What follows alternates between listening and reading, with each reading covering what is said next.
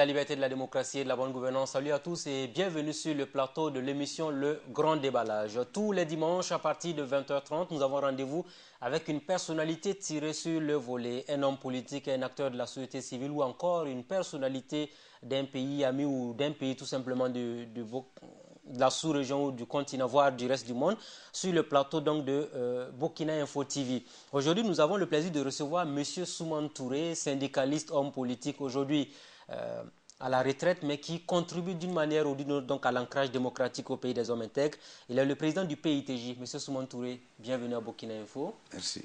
Alors, merci d'avoir accepté notre invitation. Vos différentes sorties médiatiques ont toujours créé un véritable tollé dans l'opinion. Est-ce que toujours, quand vous vous préparez à faire une sortie médiatique, c'est fait à dessein? Non, je ne le fais pas à dessein. Mais c'est ce que je vais dire, peut-être qui dérange beaucoup de monde et qui dérange ceux qui gèrent les affaires du pays. Et comme vous m'avez présenté, syndicaliste, homme politique, vous saucissonnez, pour moi, c'est la même personne, c'est le même militant, c'est le même combat constant. Bon, c'est seulement une question de changement de position sur le front de la lutte, quoi. On a l'impression souvent qu'on a du mal à faire la part des choses entre le politicien et le syndicaliste parce que les deux se retrouvent en vous. Tout se trouve en moi, dans le militant. Ce que les gens, quand les gens m'appelaient syndicaliste tout court, ils ne savaient pas que j'étais de la direction d'un parti clandestin, le PAI. Et on m'a envoyé sur un front, le front syndical, pour travailler. J'ai commencé depuis le mouvement scolaire, ensuite le mouvement étudiant, et puis chez les travailleurs. Ben, moi, j'étais un politique, j'étais un syndicaliste, je traduis ça. Vous voyez, par exemple, je suis marxiste-léniniste. Pour vous, pour moi, c'est toute logique, parce que c'est la lutte des travailleurs et des peuples. Karl Marx a été secrétaire général de l'Association internationale des travailleurs. C'est à la demande des travailleurs qui demandaient, bon, nous travailleurs, où on doit se situer politiquement. C'est à la demande des travailleurs qu'il a rédigé le manifeste, il a fait un rapport. Et c'est ce rapport qui est devenu le manifeste du Parti communiste, le Parti des travailleurs. Pour moi, tout ça, ça se tient, c'est logique. Alors, vous parlez d'idéologie de Karl Marx aujourd'hui. On pourrait en reparler longuement quand on parlera du monde syndical burkinabé. Alors, M. Soumane Touré, je voudrais qu'on parle de votre rentrée politique. Chaque 30 mars, vous faites une rentrée politique avec notamment le PITJ. Et on a l'impression que chaque 30 mars, il faut s'attendre à des règlements de compte à travers les médias. Récemment, vos dernières sorties, vous avez eu à vous en prendre pratiquement à plusieurs personnalités, dont, entre autres, Zéphirin Diabré, le cardinal Philippe Ouedraogo, sans oublier les tenants du pouvoir actuel. Bon, le 30 mars, c'est notre rentrée politique parce que c'est la date anniversaire de naissance du fondateur de notre parti, Amirou Tchombiano. Et lorsque nous avons légalisé le parti en 1991, nous avons institué ce que nous appelons la journée du souvenir, le 30 mars. Coïncidence que la journée du pardon, c'était un 30 mars. Peut-être que le président Compaoré s'est inspiré de vous, sait-on jamais? Peut-être. On avait tellement discuté au niveau de la commission ad hoc de la table ronde, au moment de la transition pour le passage à la 4e République, et surtout sur ces dossiers, les contentieux des crimes de sang, économiques et autres et tout ça. Et nous le disons, comment nous voyons les choses, ce que nous avons même déjà institué à notre niveau. Bon, ceci étant, ça fait depuis 2007 que nous faisons des rentrées politiques de ce genre, qui est un rendez-vous avec la presse. On a décidé que notre rentrée politique serait comme ça. C'est devenu un rendez-vous annuel avec la presse et nous avons essayé de l'honorer dans la mesure du possible. Ça fait 10 ans que nous le faisons et 10 ans que les gens doivent nous suivre, voir quelle est notre ligne politique, quelles sont nos positions sur les grandes questions du moment et tout le reste. Bon, donc, quand nous parlons, c'est vous qui vous préoccupez de l'image des personnalités. Nous, non. C'est les problèmes du pays, les problèmes du peuple. Quand je dis que Zéphirin est chef de file des criminels, il y a eu une démonstration. C'est écrit là. Mais vous savez qu'il peut vous poursuivre parce que ça, c'est une accusation tout de même grave. Je ne demande que ça. Je ne demande que ça. La Constitution, en son article 166, dit que les crimes les plus graves à l'encontre du peuple sont l'atteinte à la Constitution et la trahison. quelqu'un qui s'est mis devant les gens pour porter atteinte à la Constitution. Peut-être que c'est le lieu de régler, de vider un débat que nous avions commencé. En 2012, sur le plateau de BF, nous avons eu un débat, c'était à propos du Sénat. Il était question de... Les manifestants demandaient à Blaise de respecter la Constitution. Le Sénat était inscrit dans la Constitution. On ne pouvait pas dire on ne veut plus du Sénat. On devait mettre en place le Sénat. Et je vous disais, mettons rapidement en place le Sénat, parce que c'est l'Assemblée de transition. Et c'est lui qui comporte à son niveau le dispositif de dévolution démocratique du pouvoir. Et dès 2012, devant le Premier ministre Luc Adolphe Thiaw et toute la classe politique réunie, quand ils ont introduit le Sénat dans la Constitution, nous on n'était pas à l'Assemblée, on était au courant. Mais on est des citoyens, c'est introduit dans la Constitution. Nous avons dit, bon, mais devant tout le monde, à la salle de conférence des affaires étrangères, nous avons dit, mais attends, on vous avait dit que vous avez prolongé le mandat des députés à ne rien faire. Non, non, on rectifie. Vous avez prolongé ce mandat pour leur permettre de faire la plus grosse bêtise.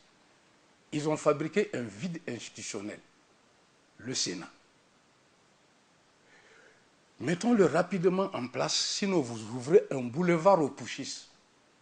Et il faut prier qu'avant qu'on le mette en place, il n'arrive rien à Blaise Compaoré. À l'époque, vous avez dit, non, non, c'est parce que nous voulons être dans le Sénat et autres. Non. La Constitution, c'est ce... Prenez le discours d'investiture de Mba Michel Kafando. Il vous dit la Constitution est sacrée. C'est lui qui dispose de l'ordonnancement juridique du pays. Bien entendu. Et quand le mouvementé, on arrive à des situations dramatiques. Et il disait, le peuple a les yeux ouverts, les jeunes ont les yeux ouverts, les filles, les femmes ont les yeux ouverts. C'est avec cette constitution que Zéphirin s'est amusé en tant que chef de file de l'opposition. Vous savez que nous n'avons jamais cautionné cette histoire-là. On n'y a jamais été. Oui, mais bien sûr. Est-ce que quand les événements se sont produits, on était dans une situation exceptionnelle au Burkina avec l'insurrection d'octobre 2014? Ce n'est pas la première fois qu'il y a soulèvement dans notre pays, mais il faut garder le calme. Tout était parti respect de la Constitution. Respecter la Constitution. On dit à Blaise respecter. Pour un article qu'il voulait modifier, il a dû démissionner. Et le lendemain, quelqu'un arrive, il dit qu'il a fait un coup d'État, que la Constitution est suspendue, l'Assemblée est dissoute, et vous l'acceptez. Vous n'êtes pas cohérent. Mais vous, est-ce que vous étiez dehors pendant ces événements pour vous rendre compte de la situation fragile dans laquelle se trouvait le pays? Il n'y avait rien de fragile. Le général Nabaré avait simplement à dire, je remplis les fonctions de chef de l'État pour sécuriser le territoire, la population et les institutions de la République, en attendant qu'on mette conformément à l'article 43 le dispositif en place pour continuer notre... C'était fini. Et comme je l'ai dit, Zéphirin aurait même pu réclamer d'être le président de la transition, que nous on aurait trouvé ça normal et on l'aurait soutenu. Pourquoi? Il était à l'Assemblée. Il avait un vice-président à l'Assemblée. C'est lui qui a conduit le mouvement en tant que chef de file de l'opposition. Le président de l'Assemblée n'est pas là. Vous ne voulez pas le deuxième vice-président, le premier vice, le deuxième et le machin. Zéphirin prend. Mais on dit il est bizarre. Et pour ne pas mettre de nom aussi, bon, on va mettre des choses à côté, on rédige des chartes, on rédige... Non, ce n'est pas ça. Parce que c'est très important. Oui, bien sûr. Il ne faut jamais, jamais accepter que l'on manipule la Constitution. Mais la Constitution Attendez, ça a des conséquences très graves. Et regardez ce qui s'est passé en Côte d'Ivoire et qui dure jusqu'à présent. Tout est parti d'une tentative de succession non constitutionnelle de Houphouët. Ensuite, on est rentré dans la Constitution pour un ou et ou ou. On a fini par avoir une rébellion. Et la situation dure. Inspirez-vous de l'exemple des expériences de vos voisins, au moins pour ne pas faire les mêmes bêtises. Monsieur Soumonto, est-ce que la logique ne voudrait pas que vous compreniez qu'il y a eu tout de même un précédent, puisqu'avec le collège des sages, au lendemain de l'affaire Norbert Zongo, oui, il a été clairement dit qu'il faut limiter le nombre de mandats présidentiels parce que cela peut faire l'objet de crises. Et pourquoi aujourd'hui Blaise Compaoré n'a pas respecté sa parole? C'est pourquoi il est parti. Et vous savez, oui, cette situation dure et elle est dangereuse. Et ceux qui sont au pouvoir actuellement sont dangereux pour le pays et pour le peuple. Pourquoi? Ils continuent de vouloir manipuler la Constitution. Vous faites bien de me rappeler ce rapport du collège des Sages. Vous savez l'argument qui a amené le collège des Sages a utilisé pour amener Blaise à rétablir l'article 37, c'est de dire qu'aucune assemblée dérivée ne peut modifier la volonté première du constituant. Tu as la majorité, tu as ceci, tu as cela, c'est très bien. Mais le peuple souverain, par référendum, a adopté une constitution.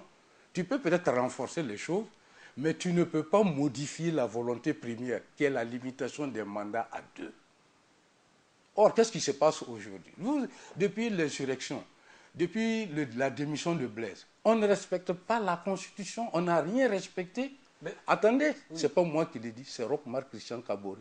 Il a dit à propos de la gestion des IDA qu'il ne respectait pas la Constitution. Y compris, il a oublié de dire que sa propre élection aussi était dans la même ligne. Aujourd'hui, on dit, commission constitutionnelle, on fait quoi? Non, vous refusez qu'on manipule un seul article. Et vous permettez à une assemblée dérivée, majorité, MPP ou quoi, de venir manipuler toute la Constitution dans le sens qu'elle veut. Alors, donc vous remettez en cause aujourd'hui les élections de 2015 au Burkina Faso? Je remets en cause ces élections. Parce que ces élections sont illégales, contraires à la Constitution. Mais pourquoi vous n'avez pas attaqué devant les juridictions cette illégalité de cette élection? Je n'ai pas ce temps à perdre. Nous, on a dénoncé dès le départ. Et c'est pourquoi durant toute la transition, toutes les rencontres, vous ne nous avez pas vus. Nous sommes en désobéissance civile là, face à des gens qui portent atteinte à la Constitution. Nous, on ne va pas aller discuter avec eux. Même le pouvoir actuel, on ne va pas discuter avec eux. Et je vous dis, nous parlions. Tout le monde disait, c'est les fous, c'est les quoi, ils ne sont jamais contents de quelque chose. Le général Diendéré a fait un coup d'État. Il s'est mis à la disposition de la justice parce que son coup d'État est raté. Le tribunal militaire avait commencé atteinte à la sûreté de l'État, ceci, cela, séquestration, assassinat, association de... tout ce que vous voulez. Mais brusquement, vous n'avez pas constaté que le tribunal militaire a abandonné le chef d'inculpation d'atteinte à la sûreté de l'État. Oui, parce que ça ne tient pas. Il ne peut pas démontrer ça. Diendéré, le général Diendéré et les éléments du RSP n'ont pas pris les armes contre des autorités légalement établies de la République. Est-ce que vous voyez toute l'implication? Donc, tu ne peux pas dire qu'il a porté atteinte à la sûreté de l'État. Donc, Mba Michel Kafando, tout ce qui était leur gouvernement, le Conseil constitutionnel, tout, installé de façon irrégulière par des gens qui ont usurpé des titres et des fonctions, ce n'était pas légal, ce n'était pas conforme à la Constitution. En fait, donc tout ce qu'ils ont fait, et on avait même prévenu, même le CNT, tout ce qu'il faisait à propos de la Constitution, ce n'est pas normal. Vous êtes l'une des rares personnes à remettre en cause finalement cette volonté populaire du Burkina le 30 et 31 octobre. Quelle volonté populaire a été exprimée comment? À quel moment? Dites-moi dans quel... Même les insurgés, attendez, il n'y a même pas eu de plateforme avant l'insurrection, sinon qu'il ne faut pas toucher à l'article 37. Et si ils ont ajouté une deuxième revendication sur cette plateforme-là, non au Sénat. C'est pourquoi nous on leur a dit, non, on ne vous rejoint pas rien. Votre non au Sénat est anticonstitutionnel. Donc si le débat se menait uniquement sur l'article 37, vous serez Nous sommes les premiers à dénoncer cette atteinte à la Constitution, à la modification de l'article 37. En 2010, quand Roch-Marc Christian Kaboré, président du CDP, a dit que cet article-là était antidémocratique, ils ont fait un congrès, ils ont pris une résolution, ils ont décidé de modifier. À l'époque, vous devez avoir le document de notre rentrée politique de 2010. Nous lui disons de sortir de sa couardise pour trouver un candidat autre que Blaise Compaoré à son parti. Sinon, cette histoire-là, ça ne marchera pas, ça ne tiendra pas.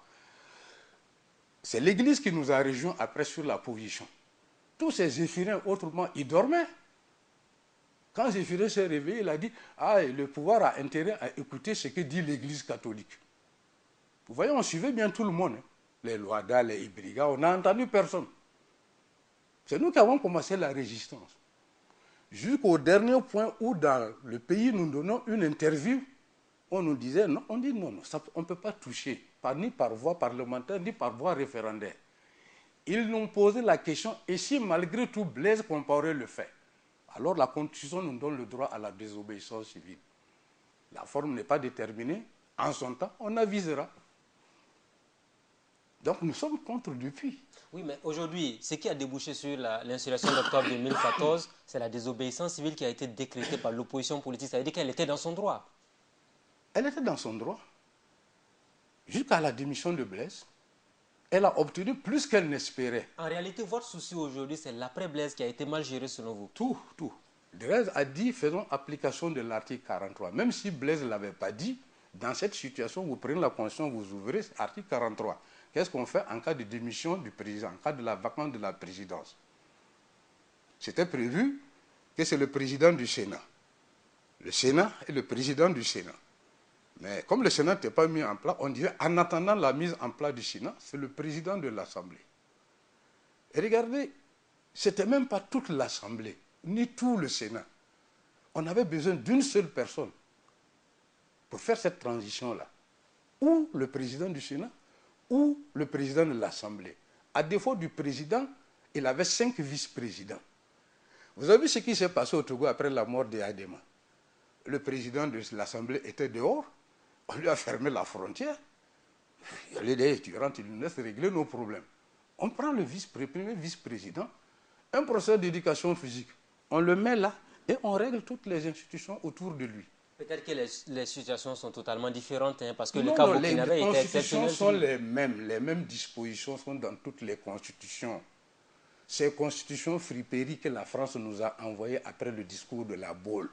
C'est l'agencement, la numérotation, les choses, mais c'est le même contenu pour toute l'Afrique francophone.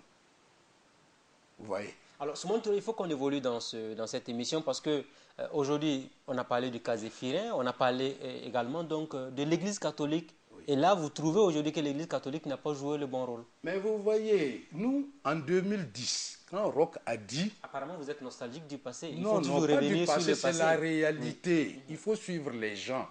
Je ne suis pas après tel ou tel individu. Nous suivons ces prises de position et c'est en fonction de cela qu'on qualifie. En 2010, quand Roch, président de l'Assemblée, parce que je suis président du CDP, ils ont dit qu'ils vont modifier l'article 37. Quand nous nous avons protesté, je dis bien c'est l'Église par côté la première force. Après nous avoir protesté. Le CDP a fait des sorties contre l'Église catholique. Nous avons pris la défense de l'Église catholique. En disant non, vous ne pouvez pas, quand ça chauffait ici, c'est l'Église catholique, c'est Monseigneur Anselme qui a présidé le collège des sages et tout. Alors, quand c'est bon, mais après, ils n'ont plus le droit de parler. Et nous leur avons même rappelé que depuis 1958, avec son livre, un livret, Le chrétien dans la cité, l'Église catholique est dans la politique du pays. Vous ne pouvez pas lui dénier ce droit-là. Mais quand Monseigneur Philippe, effectivement, est-ce que vous savez que Monseigneur Ouédraogo, l'évêque de Bobo, il était de la commission constitutionnelle? Vous le savez ça? Donc l'Église a suivi tout ça. La conférence épiscopale a suivi. Nous étions d'accord avec lui. Nous soutenons. Mais quand brusquement, il décide d'aller au palais du Moro avec la soutenir le coup d'État de Zida pour un homme de Dieu. Les gars, ils venaient de tuer des gens. Ah, clairement, c'est Zida que vous vous accusez pour avoir tué les gens. Oui. C'est lui qui était le responsable de la sécurité du dispositif. Et sur le dossier des martyrs, quand la procureure elle a dit, elle était prête à l'appeler pour l'entendre quand le président l'a aidé à s'évader. Voilà. C'est pas... Pourquoi les faits sont là? Pourquoi vous voulez qu'on les ignore pour parler d'autre chose? De quoi? Voilà. Donc, Monseigneur Philippe, cardinal plutôt, il va rejoindre ceux au palais du Moro Naba et ils sont d'accord. Et toutes les autorités coutumières étaient là ce jour-là, oui, bien sûr. Qui n'ont pas tenu leur rôle, qui n'ont pas joué leur rôle. Il faut le leur dire en face. Et si on évoluait dans le débat aujourd'hui, parce qu'on ne va pas continuer à rechasser le passé indéfiniment. C'est ce passé-là, il est là, ce n'est pas passé, c'est là ce que nous vivons. Là, c'était la période transitoire, il y a eu des élections démocratiques saluées par tout le monde, sauf vous, finalement, on ne comprend pas, Soumane Touré. Oh là là. Est-ce que nous parlons de ce qui régit le pays, la Constitution et les lois? Ou bien nous parlons parce qu'on aime quelqu'un, on n'aime pas quelqu'un? Si on parle en fonction de la Constitution, des lois, comme par exemple le code électoral, Je dis conformément à la Constitution, toutes les autorités qui ont organisé, présidé sous ces élections-là étaient illégales. C'était des usurpateurs de titres et de fonctions. Ensuite, ils violent une loi comme ils ont fait un nouveau code électoral. C'est allé jusqu'à Abuja. On leur a dit c'est pas normal. Mba Michel dit que nous sommes un pays civilisé et qu'on va appliquer l'affaire. Vous avez vu l'application qu'ils en ont fait? Moi, je ne considère pas ces élections. C'est pourquoi on dit que les MPP, c'est des usurpateurs du pouvoir. Ils ont usurpé, ça n'a pas passé par les voies normales. Blaise, il faisait ses fraudes, il faisait sa corruption et autres. Nous expliquons, c'est pourquoi, contre lui, là, ça a été aussi lent et long. Mais eux, ils sont venus, ils n'avaient pas le temps. Hein. Ils ont tout jeté aux orties et puis tout le reste. Vous étiez d'accord avec eux. Pourquoi je vais être d'accord avec eux? Ce n'est pas sauf moi. Il y a tout mon parti. Il y a beaucoup de gens qui n'étaient pas d'accord. Il y a des partis qui n'ont pas pris part à ces élections. On peut les compter au bout des doigts. Parce que même le parti de Blaise Compaoré a pris part à ces élections. Et la plupart des partis représentatifs y étaient, sauf vous. Et ils ont vu le résultat. Moi, je suis plus représentatif que nous sommes plus représentatifs que tous ces partis-là. Parce que nous sommes les seuls respectueux de la Constitution. Mais les partis les plus représentatifs, ça se reconnaît à travers les résultats. Ça se reconnaît à travers les résultats des élections. Je vois que vous écrivez souvent, oui, il n'a jamais été élu, il n'a jamais été... Non. Pourquoi vous... C'est le seul critère pour vous pour mesurer les choses. Un parti pour évaluer un parti. C'est vous, c'est le seul critère. Même si on a fait la fraude, même si on va reprendre les élections. Vous voyez des recours engagés contre les candidatures des gens du MPP. Vous trouvez tout ça normal? C'est des gangsters là, des méthodes criminelles. Parce que dans une élection, je ne suis pas sûr de gagner. Je fais tout pour que le scrutin n'ait pas lieu dans ma localité. Soyons sérieux. On voulait gagner. On prend toutes les dispositions, on bafoue toute la Constitution et toutes les lois de la République. On a gagné. On dit que c'est des élections. Nous savons ce que c'est que des vraies élections. Nous en avons organisé dans le passé, dans ce pays-là. En 1978, là, Troisième République. Nous n'étions pas candidats. Mais nous sommes impliqués pour que cette élection-là soit équitable et transparente. Le président Lamizana a été mis en ballottage. Moi, j'ai déjà été élu. J'ai géré des communes. Vous voyez le problème que vous avez aujourd'hui avec la reprise des élections. Les élections municipales. Ça a commencé avec nous quand on a battu le CDP à Pau. Vous pouvez reprendre nos écrits, sont dans l'Observateur. On se rappelle bien de Henri Koubizara, maire de la On leur a Pau, dit, oui, vous créez un précédent très grave.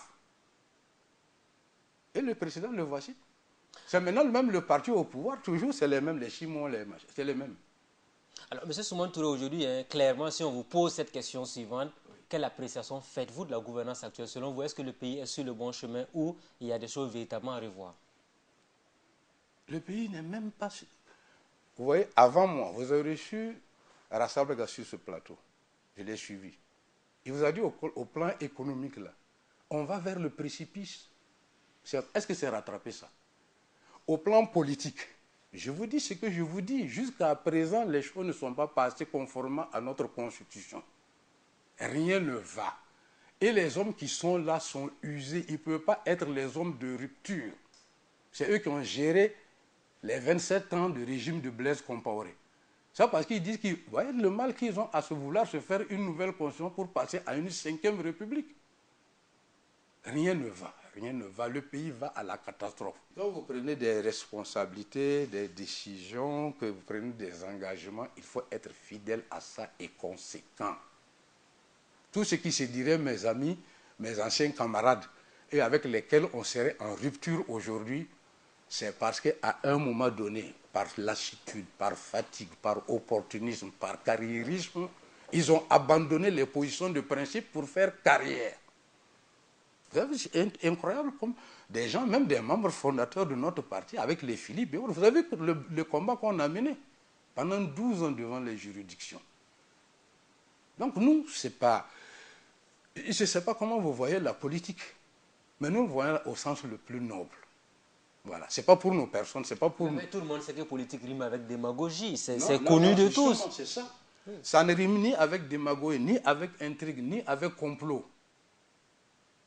Tu dis que c'est pour le peuple, tu dis que c'est pour le pays, toutes tes prises de position doivent pouvoir s'expliquer allant dans le sens de l'intérêt général. Maintenant, quand tu vas faire des combines en bas, tu vas machin, on va te donner ceci. Même les élections dont vous parlez là, vous savez que tout a été pipé d'un bout à l'autre. C'est une vaste fraude. Mais quand il y a fraude, il y a des juridictions. Si vous-même vous êtes démocrate, allez-y, portez plainte Comment devant les tu veux juridictions. que les gens là qui devaient aller porter plainte là, avant même qu'on proclame les résultats provisoires de la présidentielle, Zéphirin va saluer Rome. Ah oui, il le reconnaît. C'est un exemple démocratique salué par Non, tout le non, monde. non, Sauf non. vous. Dans les autres pays où ça s'est passé, Oui. c'est au moins au deuxième tour, au Mali et au Et Sénégal. ça, c'est quand il y a deuxième tour. Au Burkina, il n'y avait pas deuxième tour. Pourquoi il n'y avait pas deuxième tour? Moi, je peux vous dire, c'est Salif qui a payé des gens, ils sont nigériens, pour faire toute cette fraude à partir de l'informatique. Ah oui. Quand nous tenions notre congrès, ces gens-là étaient venus pour réclamer leur argent à Salif.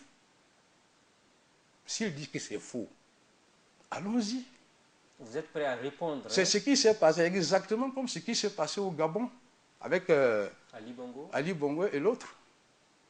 Oui, on a centralisé tout ce dispositif-là. Ça permet des fraudes et des manipulations incroyables. Et c'est ce qui s'est passé. Alors, Soumane Touré, aujourd'hui, vous suivez l'actualité au Burkina Faso. Vous avez dit que le pays n'avance pas. Est-ce que pour vous, il y a une thérapie pour sortir le Burkina Faso de cette difficulté aujourd'hui?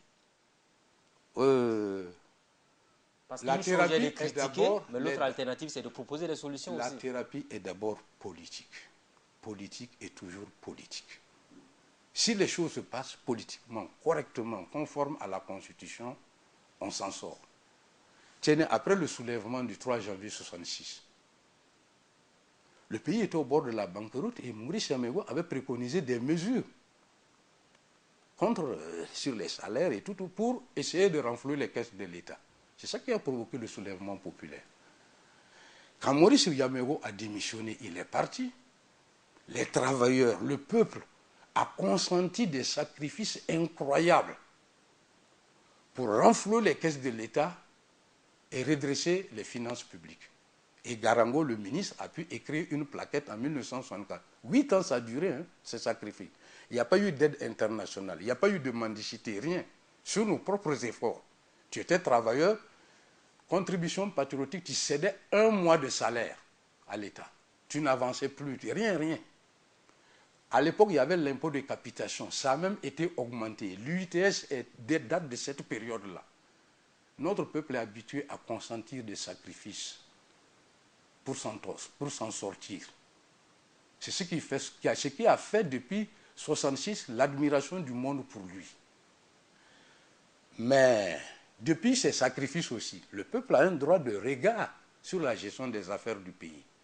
Mais quand on constate que des milliards, tous vos journaux, tous vos médias sont pleins de ça, ces malversants, détournements par milliers, on dirait que c'est du jeu. Et puis alors, comment tu veux t'en sortir? Donc pour vous aujourd'hui, il faut impérativement donc vider les dossiers de crimes de sang et de crimes économiques. Oui. Et les crimes politiques. Vous oubliez toujours ça. Or, c'est tout par des crimes politiques. Quand vous laissez commettre les crimes politiques, ils sont plus mortels, plus dangereux, des fois même que les crimes de sang. On a tué quelques individus. Mais quand dans un ministère, vous permettez que certaines situations, ou bien vous permettez politiquement qu'un régime de corrompus, de prédateurs s'installe, c'est la catastrophe. Tous les jours, vous avez dans vos journaux. Moi, je vois vraiment Ouedraogo qui me critique, il me fait l'honneur de faire la une de son éditorial, mais dans tous les journaux, il ne parle que des malversations, des corruptions, de ceci, de cela. C'est le crime politique qui permet de commettre les autres crimes.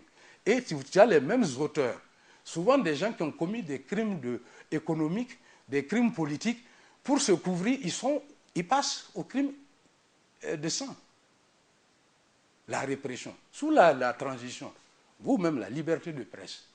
À un moment, on vous a dit, non, taisez-vous, il faut nous laisser travailler tranquille. C'est pas ça. On a essayé d'interdire des émissions. Vous voulez parler des émissions d'expression directe? Oui. Taisez-vous, non, il faut nous laisser le calme, la paix, on va travailler. Vous avez vu le travail qu'ils ont fait là? Les audits sur la transition, quand on dit que Zida lui-même a commandé, au moment où il devait réagir à ces audits au moment où il devait aller répondre sur le dossier des martyrs. Le président l'aide à s'évader. Ah, donc clairement, vous accusez le président de l'avoir aidé à s'évader. Et la procureure de la République qui est sortie donner sa conférence de presse n'a pas dit moins. Elle dit au moment où je voulais le convoquer pour parler, parce que c'était le déclenchement des procédures. Le président l'a fait évader. Quelle nécessité il y avait de lui donner une autorisation d'aller voir sa famille? Est-ce qu'il y avait un déchet? La famille ne pouvait pas venir. Où était l'urgence? Où était la nécessité? Non, non, on l'a aidé à échapper. Pour vous, aujourd'hui, il faut émettre un mandat d'arrêt contre Yacouba Isaac Zida? Absolument. L'armée a déjà fait ce qu'elle pouvait faire, mais jusqu'à personne ne parle de mandat d'arrêt contre Zida. On n'a qu'à nous l'amener. Vous avez ces farceurs du CODER là qui disent qu'eux, dans le cas de leur recours, ils vont aller le trouver là-bas, au Canada. Ouais, soyons sérieux là. Donc la CODER aussi, vous la remettez en cause? Mais, pourquoi pas? C'est les Gilbert, c'est les machins là qui peuvent sortir. Si lui n'avait pas donné son accord là pour la modification de l'article 36, nous n'aurions pas eu cette séance à l'Assemblée. Crime politique. Grave. Et avant ça, dans mon interview au pays, j'ai accusé Gilbert et Tartis Zongo de concert d'avoir détourné des milliards dans la réfection de l'aéroport. Le DAF de Gilbert s'est suicidé. Ce n'est pas de la fabulation, ce n'est pas de fausses accusations que je porte là. Et à l'époque, on a écrit et on a dit, s'ils disent le contraire, on sort les dossiers, on va en justice. Ce sont ces gens-là qui sont là, ouais, demander pardon. Ils demandent l'impunité, ils demandent l'absolution sans avoir à rendre compte. Ils veulent se blanchir à bon compte. Ils veulent blanchir les milliards qu'ils ont détournés. Vous voyez pourquoi vous voulez que j'accepte ça? Parce qu'ils sont là, combien de partis ensemble? Non. Donc pour vous aujourd'hui, la démarche de la CODER n'a pas lieu d'être, il faut l'arrêter. On a déjà eu soulèvement, on a jugé le régime qui est tombé, tout, Maurice Yamero. Je prends toujours cet exemple. Parce que c'est votre époque, ça vous va très bien. Oui, c'est l'histoire du pays. Même en 1975, après le soulèvement, on a demandé qu'on fasse la lumière. Ce sont ces dossiers qui ont été apprêtés par ces Zerbo qui venaient de renverser la Misana. Ce sont ces dossiers qui ont été apprêtés, qui ont permis la tenue des TPR dès la première année. Août 83, 3 janvier 84, les TPR avaient démarré. C'est que les dossiers sont là. Et tous les dossiers sont là, tout est prêt. Pourquoi on ne les juge pas? On va commencer par vérité, on va faire la justice d'abord, on va faire réconciliation quand? Hey, les institutions sont là, on commence à passer les dossiers, et puis c'est tout. Les dossiers de crimes économiques. Première sanction, c'est de les rendre publics. On va savoir qui a fait quoi. C'est ce que Luc Adolphe Thiaw avait commencé, mais il a publié une partie, quelque chose. Il a dit en octobre, bon, mais puis les sous sont arrivés. Mais publiez-les, on sait qui a fait. Bourema qui parle, qui m'attaque dans son dernier de livraison du reporter. Alors vous avez un problème avec le reporter? Non. J'ai dit qu'ils ne font que justifier tout ce qu'on dit. Ils publient dans le même numéro la liste des ministres et autres du régime déchu qui doivent de l'argent par dizaines de millions. Il dit, et il pose la question, qu'est-ce que ça devient? Vous voyez? Donc pour vous, parce que ce débat-là est dans l'opinion depuis un bout de temps, oui. L'histoire de la réconciliation à travers les audiences, les rencontres politiques, aujourd'hui, on n'en a pas besoin dans un pays comme le Burkina. Pourquoi? Réconciliation? Moi, je ne veux pas me réconcilier avec des criminels. Pourquoi vous voulez qu'on se réconcilie avec des criminels? Ils doivent d'abord passer en justice. Si la société décide de les sanctionner de telle ou telle façon, ils payent leurs dettes envers la société, ils reviennent. C'est aussi simple. Maurice, c'est ce qui lui est arrivé. On a jugé son régime. Certainement que... On l'a condamné. Oui. Il a même été déchu de ses droits civiques pour une période bien déterminée. À l'avènement de la Troisième République, il a pu jouir de ses droits. Il a créé un parti, l'UNDD, dont le candidat a mis la Misana en ballottage. Personne n'a fait d'artifice pour empêcher Maurice de jouir de ses droits, ni d'empêcher la candidature de son candidat. Vous voyez? Certainement que Gilbert Ouedraogo et son équipe ne seront pas d'avis avec vous. Ça, c'est leur... je les comprends. Parce que ce que nous demandons là, ils sont tous bons pour la Mako. Tous ceux qui sont là au pouvoir, ils sont bons pour la Mako. Les 100 jours de rock là, nous avons sorti même contre les rocs, les chimons, tout ce qu'il y a. C'est précis. Ils ont géré les 27 ans. Vous oubliez que sous Blaise Compaoré, il fait un moment où tout le monde se plaint que ce sont les mêmes qu'il a toujours, il faut qu'ils changent et tout. Il les a couverts. C'est pourquoi on parle de la nouvelle bourgeoisie qui a éclos sous le fauteuil de Blaise et qui a prospéré dans la prédation de la République. Ils sont tous bons pour la Mako. Donc pour vous, il faut une rupture, c'est clair. Ah non, clair. Alors, Soumane Touré, nous évoluons dans cette émission. Il y a un élément important sur lequel j'aimerais bien vous entendre, la lutte contre le terrorisme aujourd'hui au Burkina Faso. Des succès ont été engrangés par les forces armées nationales. Est-ce que vous êtes optimiste que le Burkina pourrait faire face à cette nouvelle menace contre le pays depuis janvier 2016 avec les attentats de Ouagadougou? Nous sommes mal partis pour faire face à cette menace. Décidément, pour vous, tout est négatif. Attendez, 2005, j'étais candidat à la présidentielle. Les gens posaient la question, Ali Compaoré qui animait les 45 minutes du candidat, sur les questions de sécurité. Il réduisait la question de sécurité simplement à l'usage de coupeurs de route. C'est-à-dire non seulement le pays, on est en insécurité dans tous les domaines, mais les forces de défense et de sécurité, aucun régime ne s'est occupé de la sécurité du pays et du peuple. Chaque régime, depuis ses erbots, s'est occupé de sa propre sécurité. GIGN, quoi. Et nous avons fait l'historique. Et nous lui avons dit, ça fait 25 ans que nos armées dans la sous-région ne font autre chose que braquer leur peuple. Ils ne s'occupent pas de la sécurité et du territoire et du peuple. Ça, c'était en 2005. Hein. Suivez-nous, nous, ce n'est pas toujours du passé. Nous sommes cohérents et logiques. Figurez-vous que sous la transition, je vais vous faire une évaluation. Pendant que tout le monde criait dissolution du RSP et autres, nous avons demandé et rencontré Gilbert Djendjiri. Nous lui avons dit, écoutez, votre histoire là, sécurité du président, quoi. Vous ne vous aimez pas, laissez-leur ce problème de sécurité. Mais il est exclu que le régiment soit dissous, parce que le dissoudre viendrait à désarmer le pays. Parce que c'est le noyau opérationnel de notre armée. Quels sont les hauts faits d'armes du RSP au Burkina, à part les pressions, les manifestations, les étudiants ont été victimes, on a vu toutes les sorties où c'est le RSP qui réprimait la population. D'accord. Ça, c'est le côté sécurité présidentielle. Mais avoir un corps, une formation, machin, où les gens sont formés, équipés et autres, pour ce genre de mission de sécurité réelle. Entre ça, et puis il y a des policiers véreux, il y a tout ce que tu veux, tu peux en sanctionner, tu peux faire tout ce que tu veux, mais tu ne vas pas dire supprimer la police, tu ne vas pas dire supprimons la gendarmerie. Le régiment, là, il ne faut pas qu'il soit dissous. Si vous le dissolvez, c'est désarmer le pays.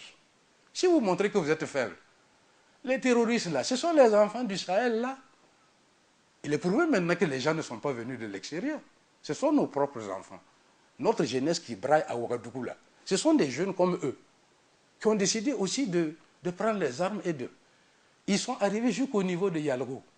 Ils vont faire une bande, ils vont sécuriser ce qu'ils espèrent leur espace. Mais il faut réorganiser et rendre opérationnel. Ce n'est pas moi qui dis que les forces de sécurité, nos forces de défense et de sécurité en sont incapables. Après le conflit après ce qui s'est passé au Mali, tous les chefs d'État, tout le monde réuni a reconnu que nos armées ne sont pas prêtes à faire face à ça. Donc pour vous, il faut une restructuration des forces armées nationales. Absolument. Et c'est pourquoi nous disons dans notre document, l'armée doit se sauver, sauver sa cohérence et sauver le pays, en balayant tout ça là, pour nous permettre de prendre au sérieux ces problèmes de sécurité. Quand vous mettez dans un état de droit démocratique, le haut commandement militaire, il est civil. Le président chef suprême des armées, le ministre de la Défense, le ministre de la Sécurité. Vous croyez que c'est avec ces trois-là que nous pouvons réorganiser notre armée et faire face à ça? Donc pour vous, il faut des militaires à ces postes stratégiques. Je n'ai pas dit des militaires, mais des gens plus sérieux. J'ai parlé de Jean-Claude Bouda, le ministre de la Défense. Les gens me disent, vous êtes plus soucieux de l'honneur de Jean-Claude Bouda que de la sécurité de tout le pays et de tout le peuple. C'est un petit de mon quartier, je le connais très bien. Quand vous êtes venu chez moi, j'ai montré là où habitait son père, il n'y a qu'un mur qui nous sépare. Le petit a beaucoup plus besoin de cure de désintoxication que de se trouver à cette position. Vous moquez des militaires, des forces de défense et de sécurité. Vous moquez des militaires. Si Roch nous dit que ça a été sa préoccupation, une priorité, sa volonté politique qu'il a exprimée ainsi, ah ben là, on n'est pas sorti de l'auberge. Parce que c'est pour manifester ça là qu'il veut prendre les choix, mais il envoie Jean-Claude Bouda. Pour vous, ce n'est pas l'homme qu'il faut? Pas du tout. Alors, nous continuons dans l'émission parce que on est pris un peu par le temps. J'aimerais bien qu'on parle actuellement donc des luttes syndicales au Burkina Faso. Vous êtes un ancien syndicaliste. Alors, beaucoup ont parlé de trêve sociale quand on voit l'évolution de la situation sur le terrain. Est-ce que vous, ancien syndicaliste, aujourd'hui, vous êtes satisfait de ce qui se fait sur le terrain? Non, les écoles syndicales elles sont nombreuses. Nous sommes d'une école syndicale. Ceux qui sont sur le terrain aujourd'hui ne sont pas de notre école syndicale. Vous les remettez en cause? C'est pas, je ne suis plus travailleur actif. Si j'étais militant syndical, vous me verrez les remettre en cause. Quand j'ai été militant syndical, j'ai milité à la CSV. On s'est battu pour donner les orientations et les ceci. Et la façon dont on organisait démocratiquement la lutte des travailleurs, aujourd'hui, depuis, là, je ne la vois pas. Depuis 1989. Ça aussi, c'est un fait. À l'avènement du Front populaire, ils nous ont sortis du syndicat par la force. Ils ont remis les récépissés aux fantoches. Ils ont cassé le mouvement syndical. Les fantoches. Des fantoches. Parce que quand vous avez des travailleurs qui ont démocratiquement élu leurs responsables, vous dites, ah non, il faut le refaire. On refait la même chose. Et parce que ces responsables ne vous plaisent pas, ils ne vous conviennent pas, vous les attrapez, vous les bouclez. Et vous nommez d'autres personnes à leur place. Qu'est-ce que tu veux que je dise si ce n'est pas des putsch? Et ce qu'ils ont mis là, si ce n'est pas des fantoches, jusque dans les entreprises, les délégués du personnel, ils les ont fait partir pour mettre les CDR à leur place. Voilà ce qui s'est passé. Donc le mouvement syndical a été détruit. Et le maître d'œuvre de cette action, c'est Salif Diallo, avec Alidou Ouedraogo, qui était respectivement l'un le planton de Blaise à l'avènement du Front populaire, Salif Diallo, et Alidou, son conseiller juridique officiel. Ils sortaient, ils expliquaient et justifiaient toutes les répressions qu'il y avait à l'époque. Alidou n'a même pas pris le temps de porter une chemise, il est sorti en maillot de corps pour justifier le coup d'État des Lengani, leur assassinat. Et puis on leur a demandé, à l'époque, moi on est venu m'embarquer, on allait m'enfermer, on voulait me fusiller avec eux. Les gens lui posent la question, mais Soumane qui est au conseil, il dit que c'est une interpellation administrative normale. Ils ont détruit le mouvement syndical. Donc pour vous, depuis lors, le syndicalisme ne s'est jamais retrouvé? Il ne s'est pas retrouvé. Et c'est pourquoi il n'arrive pas à jouer ce rôle comment dirais-je, de moteur de la lutte pour la démocratie et pour la bonne gouvernance dans le pays. Parce que s'ils étaient fidèles à ce que toutes les centrales confondues, ont fait le 3 janvier, toutes les centrales confondues ont fait 75, ont toujours exigé la lumière sur la gestion des choses, de la chose publique, ont toujours exigé plus de bonne gouvernance, plus de transparence dans les choses. Ils ont abandonné ça. On passe le temps à leur donner des chèques, à leur donner des vivres et autres. Ah, vous voulez accuser les responsables syndicaux d'aujourd'hui d'être corrompus? De corruption. Bassolma est le plus corrompu. Il pourra vous poursuivre sans doute après cette émission. Ah bon, d'accord, ça c'est son droit. Voilà. Et moi, je l'attends. Soumane Touré, on s'achemine lentement mais sûrement vers la fin de ce rendez-vous d'aujourd'hui avec vous. Alors, le Burkina Faso, pour beaucoup, est à la croisée des chemins. Il faut donc une thérapie de choc. Laurent Gbagbo, qui était de passage sur ce plateau, a proposé un gouvernement d'union nationale avec tous les partis politiques réunis autour du président du Faso. Pensez-vous que ça pourrait être une alternative? Mais ils sont en gouvernement d'union nationale depuis la démission de Blaise. C'est quoi cette histoire nouveau? Il y en a qui n'ont pas eu de place encore dans le gouvernement, autres qui cherchent. Sinon, ça, c'est pas cette racaille politique-là qui peut faire sortir le pays, donner cette thérapie de choc autour d'Europe et puis de Salif Diallo et de Simon. Donc vous êtes pessimiste? Très. Il faut balayer ça. Ce n'est pas une perte d'argent ni de temps. Et regardez en Côte d'Ivoire, ça dure jusqu'à présent. Et c'est pas loin. Alassane va finir son deuxième mandat avec Gbagbo au TPI, là. Ils ne se sont pas réconciliés encore. On n'a pas résolu les problèmes politiques de Côte d'Ivoire. Tout est politique. Si ce n'est pas correct politiquement, vous perdez votre temps. Est-ce qu'il y a un pays qui a eu l'aide internationale, les financements, autant que la Côte d'Ivoire? Donc le Burkina Depuis la saison. Non. Mais ce n'est pas seulement l'argent, c'est le politique qui commande tout ça. Vous voyez, c'est ce que je vais dire. Donc on est en train de faire le libre, blablabla, comme ça, on veut prendre les mêmes, on veut prendre, parce qu'il y a quelqu'un qui n'a pas eu de place, on pense que c'est pourquoi il est en train de parler. Moi, je veux même, nous ne voulons même pas leur place. Nous sommes en disant, on ne veut même pas de contact avec eux. On veut les balayer. Donc vous n'avez jamais contacté le président Roch Kaboré depuis qu'il est au pouvoir? En tant que président? Oui. Vous ne l'avez jamais fait? Non, en tant que président, je ne l'ai pas fait. Comme je vous l'ai dit, durant toute la transition, vous nous avez vu aucune réunion, aucun machin. De même que depuis que ceux-ci sont arrivés au pouvoir, nous sommes toujours en désobéissance. Nous ne voulons pas avoir affaire à ces autorités. Parce qu'aller les voir, c'est les reconnaître. Et nous ne voulons pas les reconnaître. Voilà qui est suffisamment clair. Alors, Soumane Touré, beaucoup de gens trouvent que vous êtes aujourd'hui âgé. Vous devez normalement être un sage pour donner des conseils. Mais celui qui a suivi cette émission, apparemment, vous n'êtes pas prêt aujourd'hui à vous réconcilier avec vos anciens camarades politiques. Est-ce que la sagesse ne voudrait pas que vous fassiez désormais profil bas? C'est quoi la sagesse? J'avais déjà répondu que je ne sais pas ce que c'est. Quand Adjima David Chamberlain un jour m'a posé la question, tu as fait me faire le pèlerinage, tu devrais être sage. Moi, j'ai dit non. Je suis plus responsable. C'est ça. Je suis âgé, comme vous le dites, je devrais donner des conseils. On dit en Afrique que quand un vieux est quelque part, qu'il soit l'individu ou le parti, quelque chose ne doit pas se gâter. Il doit être là justement pour toujours alerter, pour dire non, ne faites pas ça, faisons comme ça. Nous n'avons jamais fait de critiques sans faire de propositions. Nous estimons que nous sommes dans notre rôle. Sagesse, là, si c'est vous, je suis devenu grabataire, je suis recroquevillé dans mon coin, et puis on vient me voir. Non, je ne suis pas un oracle qu'on vient consulter. Je suis toujours un acteur, très actif. Et pourquoi vous voulez... Donc la retraite politique, pour vous, ce n'est pas pour bientôt. Et puis me réconcilier. Je vous dis que je ne veux pas me réconcilier avec des criminels. Et vous et Philippe Ouédraogo, la bataille judiciaire que vous avez menée depuis des années, est-ce que vous êtes prêt à rencontrer Philippe Ouédraogo aujourd'hui pour faire la paix des braves? Quelle paix? La paix sur quoi? Pour le passif que vous avez eu à gérer. On sait qu'entre vous, ça n'allait pas du tout avec le PAI. Oui, on a fini par prendre d'autorité, le PAI l'a lui donné. C'est pourquoi nous avons, dans l'arrêté, le ministre disait que ça n'a pas d'effet rétroactif. Il a donné PAI à Philippe, récépissé. Nous, avec toutes les structures, on s'est retrouvés, on a donné un autre nom au parti. Il a fait disparaître le sigle du parti. Il n'y a plus rien même entre nous. Vous êtes prêt à le rencontrer? Pourquoi faire? Donc ce n'est pas possible. Moi, si lui n'a pas de problème à me rencontrer, tel que vous me connaissez, moi je n'ai pas de problème à le rencontrer. Une dernière question, à quand la retraite politique de Soumane Touré? Il n'y a pas de retraite politique. Tant que je suis bien portant, je suis lucide, ma tête fonctionne.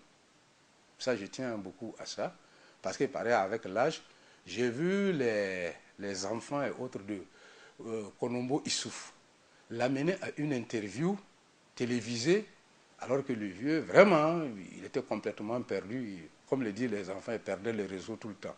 Peut-être que quand je vais arriver à ce stade-là, ça va s'arrêter tout seul. Je vais demander à mes enfants, non, non, vous me laissez tranquille. Qui convient? Je ne suis même pas en mesure de parler lucidement. Sinon, tant que je vis, que je me porte bien, que je suis lucide, il n'y a pas de retraite politique. Merci à vous, Soumane Touré. Merci à vous. Merci d'avoir accepté notre invitation à Burkina Info. Vous avez eu à accuser plusieurs personnes. En tout cas, tout le monde a eu pour son compte sur ce plateau. On espère que les personnes accusées vont prendre attache avec vous afin que vous les aidez à élucider toutes ces questions que vous avez soulevées pendant cette émission. Aux fidèles téléspectateurs de Burkina Info, merci à tous de nous avoir suivis et très bonne suite de programme à tous et à toutes. C'était avec Soumane Touré.